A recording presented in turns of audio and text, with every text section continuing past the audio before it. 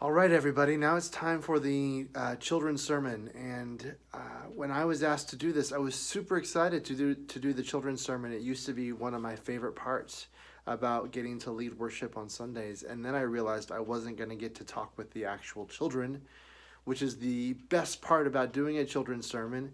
They're the ones that provide all of the wisdom and amazing insights. So I'm at my mom's house, and since there aren't any real kids here, we'll just put the camera on all of her granddaughters from when they were little kids, and that'll be the stand-in children for today's children's sermon. So, kids, I've got a question for you, and that is, have you ever been in an argument or been angry with one of your friends? And I know the answer has to be yes. And the reason I know that is because every single one of us has had a time, starting from when we were really little, where we had moments of frustration and conflict and anger with somebody that we have also considered at different times to be our friend. And sometimes when we do that, we have to go get help, don't we? We have to ask a grown-up or a teacher to help us figure out how to solve our problem.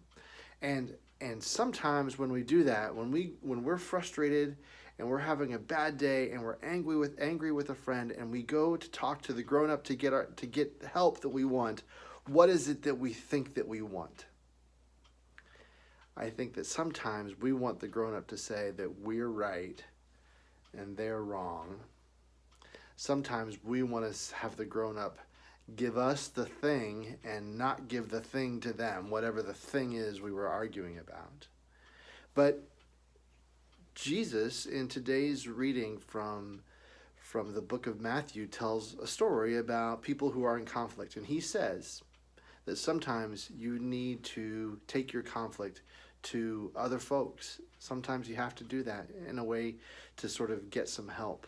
But the goal is never just to win the argument. For Jesus, the goal is about the friendship piece. Jesus wants those folks who were friends to become friends again, to make those relationships all better.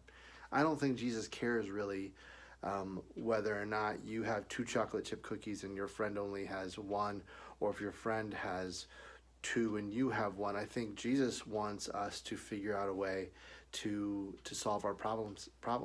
He might even suggest that we take that 1 extra cookie and split it in half.